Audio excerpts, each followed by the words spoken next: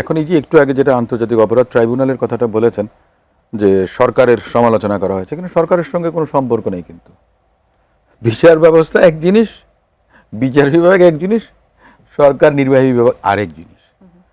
তাজুল ভাই খুব সুন্দর মতো আপনার এক্সপ্লেন করেছেন।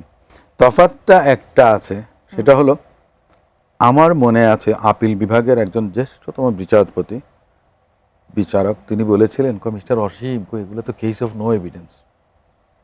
মানে 1971 সাল, আমি তার মানে যে কেউ অপরাধে সম্পৃক্ত ছিলেন বা ছিলেন না আমি সেই বিতর্কে যাচ্ছি না।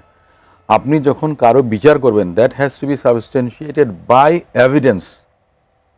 কিন্তু ওনার বক্তব্য থেকে যেটুকু বুঝলাম, উনি বলেন থেকে এগুলো সব কেস অফ অ্যাকুইটাল। কেন?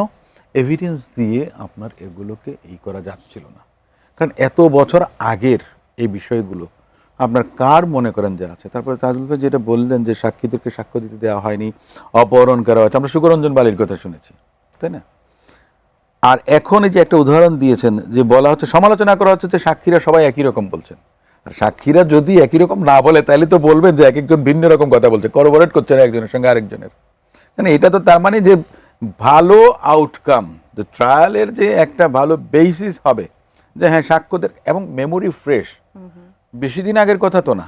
এই যে সাক্ষ্য দিচ্ছেন তাদের সব জায়গা চোখের সামনে পড়েছে, ভিডিও এভিডেন্স আছে, মোবাইল ফোনের রেকর্ড আছে, ওনারা কি বলেছেন না না বলেছেন, এটা খুব সহজ to find someone guilty. So সেই দিক থেকে আমি বলছি যে এই প্রসঙ্গটা আনলেন যে আপনার বিচার প্রক্রিয়া বিচারের মতো চলবে, বিচারে যার যেটা রায় হবে, ফেসিস্টের সাবেক প্রধানমন্ত্রী তিনি আসবেন কি আসবেন না সেটা ওনার ব্যাপার, বাট বাংলাদেশ সরকার চেষ্টা করছেন যে এক্সট্রাডিশন ট্রিটি যেটা আছে সে অনুযায়ী, এবং পার্শ্ববর্তী রাষ্ট্র আশা করি যে বাংলাদেশের, এটা তো জনগণের প্রত্যাশা, এটা যে আপনার দিল্লির চাওয়া তা না, কিন্তু আমি তো মনে করি যে বাংলাদেশের জনগণের প্রত্যাশা। বাংলাদেশের জনগণ চায়, তাই না, কাউকে প্রভু হিসেবে না, বন্ধু হিসেবে। সম্পর্ক কিন্তু এক জায়গায় থেমে থাকা উচিত না।